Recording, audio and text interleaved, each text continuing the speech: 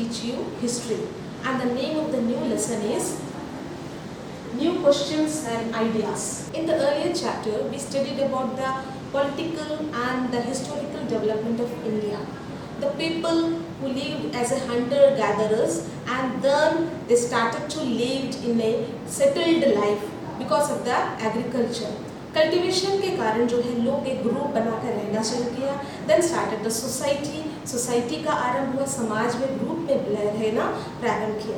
इस प्रकार से जो है स्टार्ट द सिविलाइजेशन. धीरे धीरे जो है सभ्यता का विकास हुआ. Like Indus valley civilization, Harappan civilization, this civilization के जस्ट बाद then there is a Vedic periods, early Vedic period and then later Vedic period, and slowly the development started. The political and the historical development. Now the society, the people who lived in the society, they started to analysis the system developed in our society. हमारे जो वैदिक period है, letter period में एक system शुरू हुआ, एक culture शुरू हुआ. अब जो है धीरे धीरे जैसे जैसे डेवलपमेंट हुआ, सोसाइटी में भी लोगों ने जो है सोसाइटी में भी एक चेंजेस आया. और सोसाइटी के लोग भी जो है, सोसाइटी में रहने वाले जो लोग हैं, जो ऑर्डिनरी मैन है, जो थिंकर्स है, उन्होंने जो है हमारे जो सभ्यता में चले आ रहे जो कल्चर्स जो है उसके बारे में सोचना प्रारंभ कर दिया. And they started to analysis the systems, and in this way new ideas and new thinkings developed in our society. And as we know that in India we give more importance to the religion. एंड so when the new ideas and the thinkings, the people accepted, it changed into convert into as a religion. So like that Buddhism and Jainism, these two religions emerged in our country because of these new ideas and things. The lesson start with a school trip. इस school trip के द्वारा आपको जो है इस lesson के theme के बारे में पता चलेगा. तो school trip, Anga's school trip. Anga जो है little girl studied in the school. This was the first time Anga was going to the school trip. पहली बार जो है अंगा स्कूल ट्रिप में जा रही थी. She lived in the Maharashtra and they were going to the trip for North India, like North India means Uttar Pradesh, Uttarakhand and these areas. When her mother saw her child in the station, she told her teacher, "Do tell about the Buddha and take them in the Sarnath." अब ये है सारनाथ और बुद्धा. इसके ये जो story है, इसके through हमें पता चलता है कि हम लोग ये जो थीम, इस स्टोरी में जो इस लेसन का जो थीम है वो इस स्टोरी में छुपा हुआ है. इसमें जो है बुद्धा और सारनाथ के बारे में हम आगे पढ़ने जा रहे हैं. तो द न्यू रिलीजन, वो न्यू रिलीजन कौन कौन सा है? तो we start with the story of the Buddha. The story of Buddha. अब हम लोग स्टार्ट करेंगे बुद्धिज्म के बारे में. तो उससे पहले इसका फाउंडर जो बुद्धा है उसके बारे में बताएं. The story of Buddha. First understand the background. इनके बारे में जो बैकग्राउंड है, he was born about 2500 years ago. ऐसा माना जाता है कि उनका जन्म जो है 2500 years ago हुआ था. And when Buddha was born, this was a time of rapid changes. जब बुद्धा का जन्म हुआ था, actually at that time there was a great changes in the society. तो सोसाइटी में बहुत बड़ा बदलाव आ रहा था. एक नए जो है विचार उत्पन्न होने का समय था. वो क्यों? इसका वजह क्या? Why? Because of the emergence of mahajanapadas, new cities, of development of new cities, and life was changing. जब बुद्धा का जन्म हुआ था उस समय सोसाइटी में ऑलरेडी बहुत सारे चेंजेस आ रहे थे. क्योंकि वजह क्या था? Emergence of the Mahajanapada. आपने in the earlier lessons you studied about that. The Janas and Mahajanapada. The kingdoms became the powerful. जो kingdoms थे वो जो है ज़्यादा जो है powerful हो रहे थे, शक्तिशाली हो रहे थे. क्योंकि इससे पहले the early Vedic period ऐसा नहीं कहते, जन लोगों का जो है गण में था, छोटे छोटे समुदायों में था. धीरे धीरे वो जो है developed into as a kingdoms के रूप में बदलना शुरू हुआ और राजा महाराजाओं का समय आ गया था. और न्यू सिटीज डेवलप हो रहे थे and development of new cities का जन्म हो रहा था। लोग जो है आधुनिक विचारधारा, उन लोग जो वहाँ के जो बिल्डिंग्स थे उसमें रहने के लोगों का जो है स्टाइल था उसमें सब चेंजेस आ रहा था। रोड्स बन रहे थे और जो है लोग जो खेती बाड़ी से छोड़कर दूसरे कार्यों में भी शिल्पकारी का काम, छोटे बाजार खुलना, इस प्रकार से जो है प्रारंभ हो गया था। और लाइफ जो है सोसाइटी में जो जीने का तरीका है was totally changed, चेंज हो रहा था and many thinkers were trying to understand these changes. अब जो है मेनी थिंकर्स जो लोग जो है सोचने लगे कि इस प्रकार के चेंजेस क्यों आ रहे हैं, क्योंकि ये समय था कि सिविलाइजेशन जो है का डेवलपमेंट हो रहा था, कल्चर का डेवलपमेंट हो रहा था and people wanted to try and find out the true meaning of life. People wanted to try and find out the true meaning of life. People जो है नए तरीके से सोचने लगे और सच्चाई, जिंदगी के जीवन की सच्चाई के ऊपर विचार करने लगे। क्यों? क्योंकि जो समाज में जो चल रहा था वो जो वैदिक पीरियड का वेदास के द्वारा बताए गए बहुत सारे मीनिंग्स थे जो लोग समझ नहीं पा रहे थे।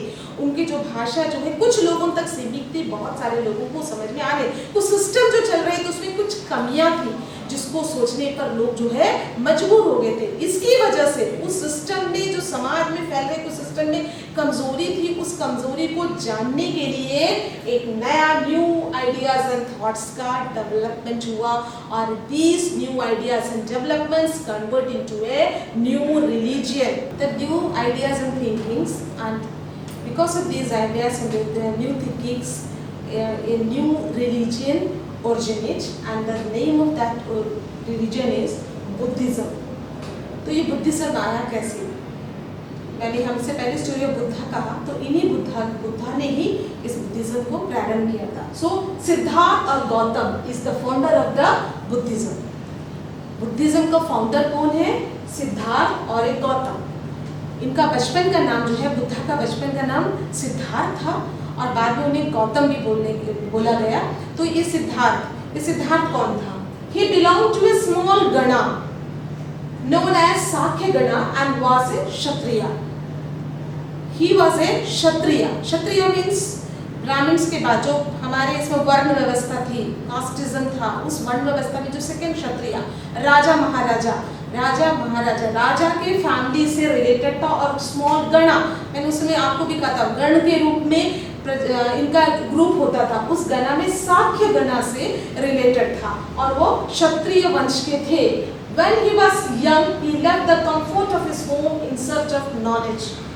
ऐसा माना जाता है कि इनके पास में सारे कंफर्टेबल लाइफ थे, क्योंकि आप जानते हैं वो एक राजा था, तो राजा राजकुमार के रूप में रहते थे। उन्हें दुनिया के कोई भी दुख दर्द से कुछ से भी वो बहुत अनजान थे, वो नहीं जानते थे कि लाइफ में मुसीबतें क्या होती। ऐसा माना जाता है कि बुद्धा की एक स्टोरी में ये कहा जाता है कि वो एक दिन यात्रा के लिए निकले तो रास्ते में उन्होंने एक बूढ़े व्यक्ति को देखा, उसके बाद में उसने एक मृत शरीर को देखा। तब उन्होंने सवाल किया कि क्या मैं भी इसी प्रकार से बूढ़ा हो जाऊंगा, क्या मेरी भी मृत्यु हो जाएगी? तो ये जब उन्हें पता चला कि बाहर में इतना दर्द है, इतने मतलब तकलीफों को देखा, तो वो उनके अंदर में एक नई भावना आई। वो सोचने लगे कि लाइफ में तो बहुत सारी मुसीबतें हैं, बहुत दर्द है, तो वो इसके जो जवाब है वो चाहते थे। उसे लग रहा था कि वो उसे जो है सही जवाब नहीं मिल रहा है, तो उन्होंने अपने ज़िंदगी के जितने भी सुविधापूर्ण लाइफ था उसको छोड़कर वो इस सच्चाई को ढूंढने के लिए निकल पड़े थे कि मुझे सच का ज्ञान मिलना चाहिए, मुझे ज्ञान की प्राप्ति होनी चाहिए। And then he wandered several years, finally decided to find his own path of realization। वो जो है he wandered every area, even he went to the Jainism also। वहाँ में जाकर उन्हें कठोर तपस्या की, तभी उन्हें जो है उसका ज्ञान प्राप्त नहीं हुआ, उनको समझ में नहीं आ रहा। जहाँ भी गए कई तरीके अपनाए, फिर भी उन्हें जो है ज्ञान जो है सही ज्ञान नहीं मिल रहा था। फाइनली उन्होंने डिसाइड किया कि मैं खुद जो है अपने तरीके से जो है सच्चाई के बारे में पता लगाऊंगा। और उन्होंने अपना एक अलग रास्ता, अपने मॉडरेशन, जिसको कहा जाता है मॉडरेशन, ना अधिक ऊंचाई पे जाना ना निचले भाग में, एकदम बिल्कुल जो है अपने आप को एक सामान्य स्थिति में रखना, that is called as a moderation. So he meditated for days on under people tree at Bodh Gaya in Bihar. इन्होंने कंटिन्यूसली जो है मेडिटेशन में बैठा और ज्ञान की तलाश में उन्होंने कंटिन्यू अपने आप को मेडिटेशन में छोड़ दिया और वो इस तरह प्रकार से कंटिन्यूस मेडिटेशन में रहते हुए कहाँ पर इन बौद्ध गया इन बिहार के बौद्ध गया में पीपल के ट्री। आज भी आप अगर देखिए इस पिक्चर में आप देख सकते हैं कि उन्होंने जो है कंटिन्यूस मेडिटेशन करके जो है एनलाइटमेंट सच्चाई को जो है प्राप्त करना चाहा and at the end where he attend the enlightenment. और इसी पीपल के ट्री के नीचे बैठकर ही उन्हें एनलाइटमेंट उन्हें जो निर्वाण जो उनको जो है ज्ञान की प्राप्ति हुई। माना जाता है कि उनको जो है हर किसी सवाल का जो है जवाब उन्हें प्राप्त हुआ और उन्हें ज्ञान प्राप्त हुआ। तो अब वो क्या चाहते थे, इस ज्ञान को to spread all over the world. वो चाहते थे कि इस जो नॉलेज है वो सभी को बांटा जाए। He then went to the Sarnath near Varanasi. वो सबसे पहले कहाँ पर गए थे, सारनाथ में। इसीलिए मैं ऐसा सारनाथ में जो है स्तूप आपको मैं बताऊंगी इसको स्तूप को क्या कहते हैं। He went to the Sarnath new Varanasi. Why क्यों गए थे, वहाँ पर उन्होंने जो है अपना पहला थॉट जो है अपना जो पहला थिंक जो है थॉट जो है लोगों को अपना उपदेश दिया था। तो इसीलिए इस क्षेत्र को जो है वो जो उसकी बच्ची की माँ कह रही है ना कि इनको जो है आप सारनाथ ले जाइए, तो ऐसा माना जाता है वहाँ पे एक बहुत बड़ा स्तूप बनाया गया था जो बौद्ध भिक्षुओं के द्वारा बनाया गया। स्तूप में उन्होंने ऐसा माना जाता है यहाँ पर सबसे पहले गौतम बुद्ध ने अपना जो है अपना थॉट लोगों को दिया था। So he spend the rest of his life travelling on foot. वो जो है अपने पूरा लाइफ जो है पैदल ही यात्रा करते हुए लोगों को ज्ञान जो है दिलाने में अपना पूरा जो लाइफ है बिता लिया था। And he pass away at Kushinara में जो है वहाँ पर उन्होंने अपना मोक्ष प्राप्त किया। ऐसा मृत्यु तो नहीं कह सकते क्योंकि इतना महान भगवान के समान है, तो उन्होंने जो है मोक्ष प्राप्त किया था कहाँ पर, कुशीनारा पर। So he was known as a Buddha. What is the meaning of Buddha? Buddha means wise one. Buddha बुद्धिशाली मतलब वाई। उसके बाद में जब उन्हें एनलाइटमेंट मिला उसके बाद में उन्हें लोग जो है they call them as a Buddha means wise one. Now Buddha's thought and thinkings. Buddha ने ऐसे क्या न्यू आइडियाज दिया था, ऐसे क्या न्यू थॉट्स दिए थे जिसे लोगों ने बहुत पसंद करने लगे। लोगों में एक नया विचारों में एक बदलाव आया। वो कौन कौन से विचार थे? The first, he thought that life is full of sufferings and unhappiness caused due to our carving and desires. उनका कहना था हमारा लाइफ जो है it is full of sufferings and unhappiness. हमारा जो लाइफ है फुल ऑफ कैसे है, दुख से भरा हुआ है और हम बिल्कुल नाखुश हैं। इसकी वजह क्या है, हमारा जो है अनवांटेड हमारा जो है चाहत जो हम जो है कभी भी एक चीज़ से सेटिस्फाइड नहीं होते हैं। हमेशा हमारे अंदर में चाहत रहती है, तृष्णा रहती है और ये तृष्णा और ये चाहत ही जो है हमारे ज़िंदगी को जो है बिल्कुल सफरिंग्स में और हमारे लाइफ को दुखदाई बना देती है। क्योंकि आप खुद बच्चों आप लोग खुद ही देख लीजिए कि हमारे अंदर हम कभी भी जो है कभी भी किस ज़िंदगी से सेटिस्फाइड नहीं होती। मनुष्य का एक आदत सा बन चुका है और जिसने इस चाहत पर अपने को कंट्रोल कर ले वो हमेशा खुश रहेगा। लेकिन ये बड़ा ही मुश्किल बात है। लेकिन क्या जैसे आप सोचिए आपको एक चीज़ मिल जाए तो आपको जो है कभी आप दुकान में कोई चीज़ देखते हैं तो आपके अंदर में बहुत इच्छा रहती है, आपकी पसंद की वो चीज़ है और आप उसे पाने के लिए बहुत इच्छुक रहते हो और घर में जाकर इतना जिद करते हैं मुझे चीज़ चाहिए। जब आपके माता पिता आपको वो चीज़ खरीद कर दे देते हैं उसके बाद में आप नहीं सोचते कि आप मैं बहुत खुश हो, थोड़ी देर के लिए आप खुश हो जाते हैं। उसके बाद फिर क्या होता है, आपको आपके फ्रेंड या आपके दोस्तों के द्वारा उससे भी कोई बढ़िया चीज़ आप जब देख लेते हैं तो आपको लगता है नहीं मेरा ये चीज़ जो है ये इतना खास नहीं है क्योंकि वो आपके पास मिल चुका है। आपको जब आपके पास मिल जाते हैं ना तो आपको और तृष्णा जाती है कि मैं इससे भी अच्छा चीज़ पाना चाहूँगा। और मनुष्य का जो है इस प्रकार से जो तृष्णा और चाहत होती है और हम अब कभी भी कोई चीज़ ना मिलने पर हम क्या करते हैं, हम परेशान रहते हैं और हम जब तक वो चीज़ हमें मिलती नहीं है हम उसको लेकर बहुत ही दुख में रहते हैं कि मुझे वो चाहिए। चाहने के बाद भी हमारी चाहत रुकती नहीं है, फिर से हम उसे पाने की दूसरी चीज़ों को पाने की हमारी चाहत रहती है। ये मनुष्य का जिंदगी भर चलता रहता है और यही जो है हमारी जिंदगी की सबसे कष्टदायी स्थिति है। तो जो मनुष्य इस चीज़ों पर अपने आप को कंट्रोल कर देगा तो वो अपना ज़िंदगी जो है बहुत ही संतुष्टिपूर्ण बिता सकता है।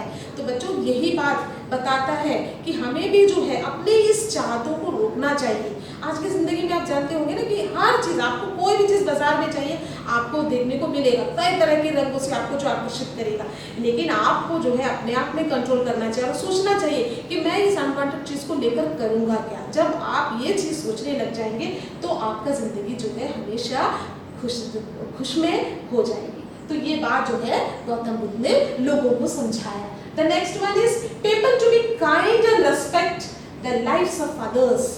हर मनुष्य को जो है कैसे होना चाहिए, काइंड होना चाहिए, दया की भावना होना चाहिए and respect the lives of other. Each and every persons को हमें रेस्पेक्ट देना हो, चाहे अपने से बड़े हो छोटे हो, किसी को हम जिस दिन आदर देंगे तभी हमें आदर प्राप्त होगा। और उनका कहना क्या है कि respect the lives of others including the animals also.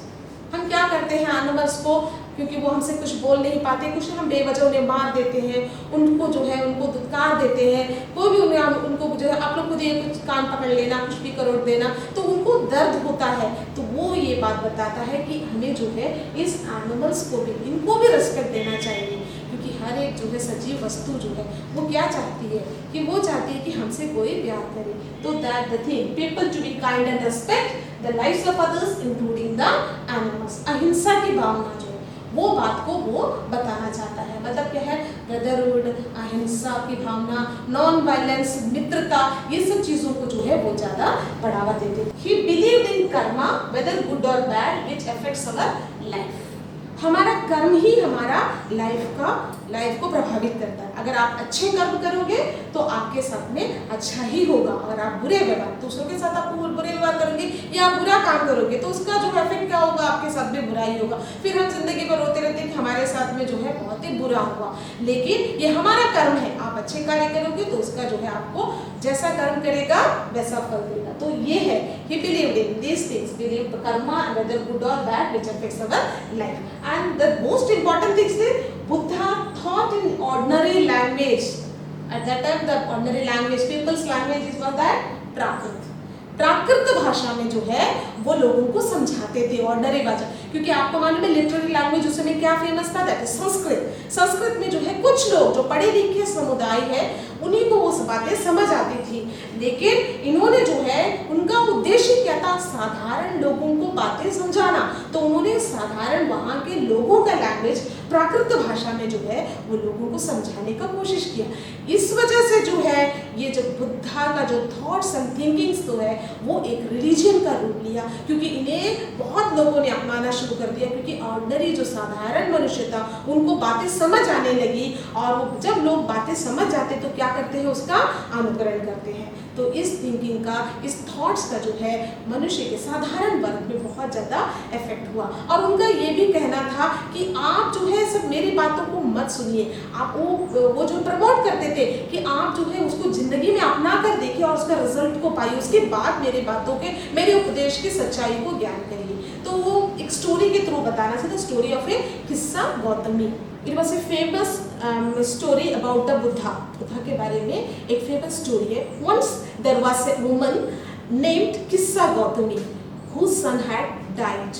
She was so sad that she roamed through the streets of the city and carrying the child with her, asking for help to bring him back to the life.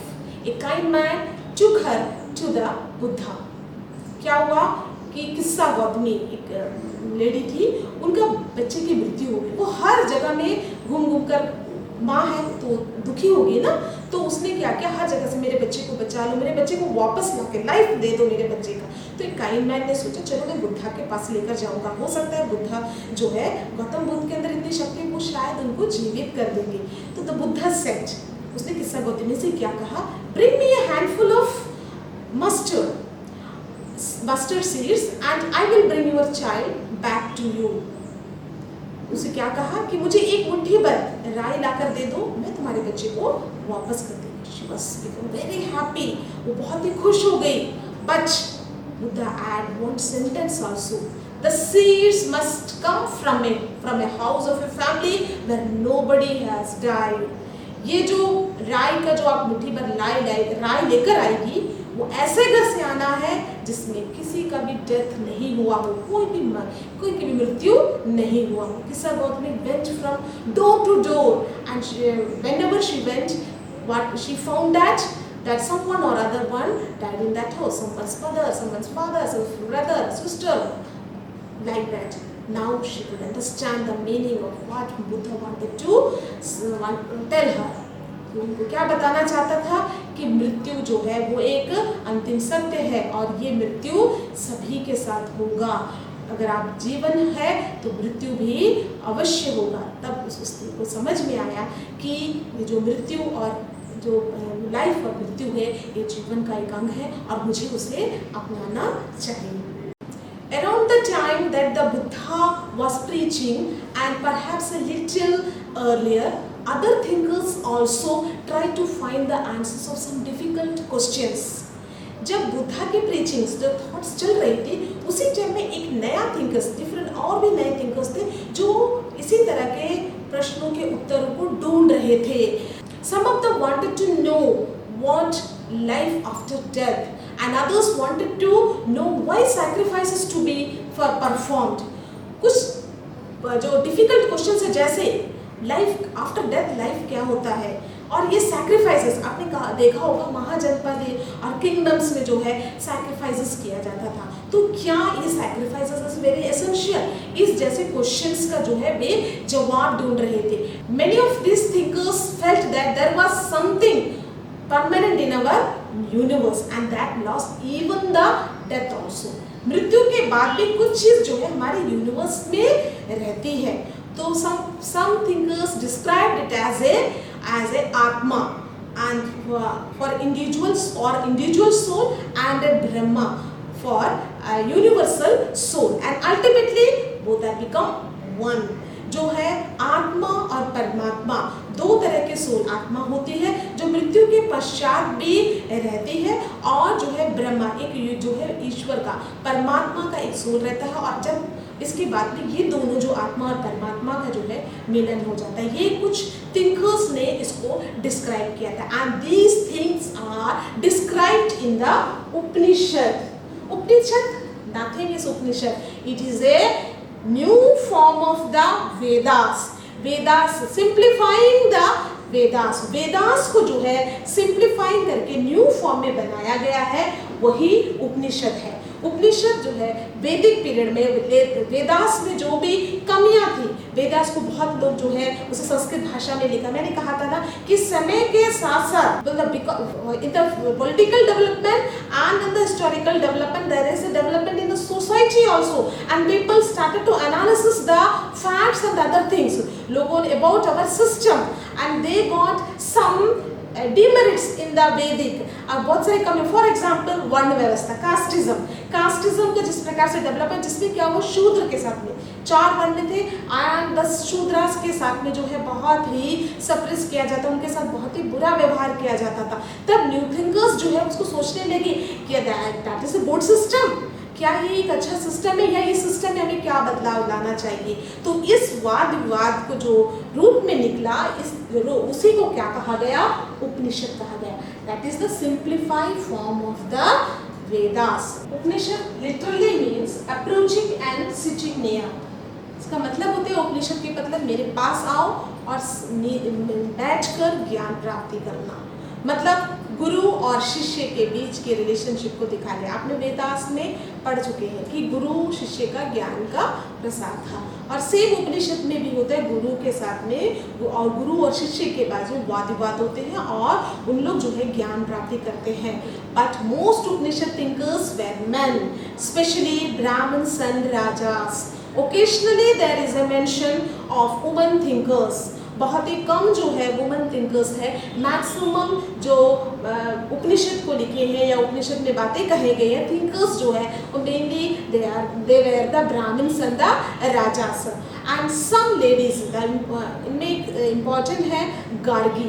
Gargi she is a great saint और उसको बहुत knowledge था। Gargi who was famous for her learning and participated in debates held in the royal courts. उस जमाने में गार्गी जो है वो एक बहुत ही फेमस सेंट थी और जो है बहुत सारे वाद विवाद जो है उसमें भाग लेती थी और उसने उपनिषद में भी बहुत अधिक योगदान किया था। One famous exception was that at that time mainly the poor peoples never participated in the debates and all the things. But one famous exception was that Satyakama Jawala, who was named after his mother, the slave woman Jabali. जो उनकी mother थी वो एक दासी थी और उस दासी का पुत्र था सत्यकामा जवाला। आज इनका एक इम्पॉर्टेंट था, वो नॉलेज को ज्ञान प्राप्त करना चाहता था, उसे ज्ञान प्राप्ति की बहुत इच्छा थी, लेकिन वो एक पुअर फैमिली के होने के कारण वो जो है कहीं पर भी उसे ज्ञान प्राप्ति नहीं होती थी। एट लास्ट गौतम, एक ब्राह्मण जिसने उसे तैयार हुआ कि उसे ज्ञान देने का, और अंत में इस सत्यकामा जवाला के द्वारा भी हमारे जो उपनिषद में जो है बहुत सारे लिटरेरी बातें, थिंकर्स और आइडियाज़ को लिखा गया, और इसमें आफ्टर लेटर ही had become a great scholar। इसी वाद विवाद में जो है एक स्टोरी बहुत ही फेमस है, द वाइज बेगर। वाइज जो है एक बहुत बुद्धिशाली जो है एक भिखारी की कहानी है। ये जो कहानी है डायलॉग्स के बेसिस पे, उपनिषद में इस तरह बहुत सारी कहानियाँ मिलती हैं, आपने वेदास में भी इस तरह की कहानी है, कहानियों के थ्रू जो है लोगों को समझाया गया था। ये सामान्य जो डायलॉग्स हुआ था, डायलॉग्स के थ्रू बताया, इसमें छंदोगोया उपनिषद से लिया गया है। और इस उपनिषद में एक ये कहानी है कि दो जो ब्राह्मण्स हैं, two sages who worship the universal soul. Once as they sat to eat, a beggar came and asked for some food। दो जो सेंट थे, सेजेस थे, one's name is शगुंता और दूसरा का था अभिपरत्राना। दो two sages who worship the universal soul, once they sat down to eat, a beggar came and asked some food। We cannot spare anything for you, शानुका said। शानुका ने कहा कि हम आपको कुछ भी नहीं दे सकते हैं। Learn sir, whom do you worship? The beggar asked। उस beggar ने पूछा कि आप किसकी प्रार्थना करते हैं? They told that universal soul, हम लोग जो है यूनिवर्सल सोल को मानते हैं। तो उन्होंने कहा यूनिवर्सल सोल का मतलब होता है कि पूरी दुनिया जो है इसमें समा जाती है। तो आपका कर्तव्य है कि इस पूरी जो यूनिवर्सल सोल है उनकी इच्छा को पूर्ति करना, और मैं भी उसी यूनिवर्सल सोल का एक पार्ट हूँ। तो आपका जिम्मेदारी होता है, your responsibility to give me something to eat. अब उन लोगों को ये बात समझ में आती है, यस हम लोग जो यूनिवर्सल सोल को जो वर्शिप कर रहे हैं, तो हमारी जिम्मेदारी बनती है कि हम इस बेगर को जो है खाने को दिया जाए। तो इस स्टोरी के द्वारा क्या आपको बताना चाहता है कि ब्रदरहुड की भावना, भाईचारे की भावना, कि ये जो है यूनिवर्सल सोल जो पूरे जगत में जो परमात्मा होते हैं, उसका our duty, our responsibility to look after each other. हमें एक दूसरे का देखभाल करना चाहिए। Later many of the ideas of the Upanishads developed by the Shankaracharya. जो आप आगे बढ़ेंगे, शंकराचार्य जो है वो भी बहुत बड़ा विदुषी थे, उन्होंने सेंट थे, उन्होंने जो है इस उपनिषद को जो है आगे बढ़ाया और लोगों में ज्ञान का प्रसार किया था। नेक्स्ट मैं आपको बताने जा रही हूँ एक ग्रेट पर्सन, पाणिनि, एक ग्रामेरियन के बारे में बताना चाहती हूँ। This was also the time when other scholars were at work, like language and other things. ये एक ऐसा समय था, इस समय केवल रिलीजन या रिलीजन से संबंधित डेवलपमेंट, सोसाइटी के चेंजेस के साथ में लैंग्वेजेस में भी जो है बहुत कुछ बदलाव इस समय में हुआ था। उसी समय one of the most famous was Panini, who prepared a grammar for the Sanskrit। इनका नाम क्या था? Panini, the grammarian। क्यों इनको कहा जाता है? Because he prepared a grammar for the Sanskrit। उन्होंने संस्कृत को जो है वो ग्रामेटिक वे में जो है अरेंज किया वाला कौन है? That is Panini. उसमें वॉवल्स को और कॉन्स्टेंट जो शब्द है उस वर्णों को जो है जो श्रृंखलाबद्ध किया और उसको तरीके से जो है बनाकर एक जैसे हमारे मैथ्स में जिस प्रकार से नंबर्स को जो है राइट फॉर्म में लिखते हैं, उसी तरह से जो है इस वर्णमाला को उन्होंने बनाया और उस ग्रामेटिक वेग से जो है आज हम जो है संस्कृत को पढ़ते हैं। तो इसका सबसे बड़ा श्रेय किसे जाता है? पाणिनि को। तो बच्चों इस जो पीरियड है, इस पीरियड में ओनली न्यू आइडियाज और थिंकिंग के साथ साथ लैंग्वेज में भी जो है बहुत सारा चेंजेस आया था। इसका ये मतलब नहीं कि पाणिनि ने ही संस्कृत को, संस्कृत का प्रारंभ तो वैदिक पीरियड से ही हो गया था, लेकिन उसको ग्रामेटिक वे में अरेंज करके जो शब्दों का श्रृंखलाबद्ध किया था वो कौन था? पाणिनि था। तो इस प्रकार से आप लोगों ने आज न्यू जो रिलीजन है बुद्धिज्म और उपनिषद जो वैदिक पीरियड का जो वेदांत था, वेदों को जो है नया रूप में जो परिवर्तित उपनिषद बना, इसके बारे में आप पढ़ चुके थे। तो नेक्स्ट पार्ट में मैं जो है आप लोगों को नेक्स्ट जो इम्पोर्टेंट एक रिलीजन है उस रिलीजन के बारे में पढ़ाऊंगी। तो तब तक आप जो है मैं एक होम असाइनमेंट देने जा रही हूँ, आप उसको प्रिपेयर करिए और उस लेसन को पढ़कर देखिए, तो आपको जो है यहाँ तक जो पढ़ाया गया है वो आपको क्लियरली समझ आ जाएगी। So the question is describe the ways in which the Buddha tried to spread his message to the people. Buddha दे जो है किस वे से जो है अपना मैसेज को लोगों में फैलाना चाहा, इसके बारे में आप जो है अपनी कॉपी में ज़रूर लिखिएगा। ओके बच्चों, तो इस तरह से मैं अपने लेसन को आज कंप्लीट करती हूँ। नेक्स्ट जो है पार्ट 2 में मैं आपको जो है दूसरे रिलीजन के बारे में समझाऊंगी। तब तक आप सेफ रहिए और सुरक्षित रहिए। बाय।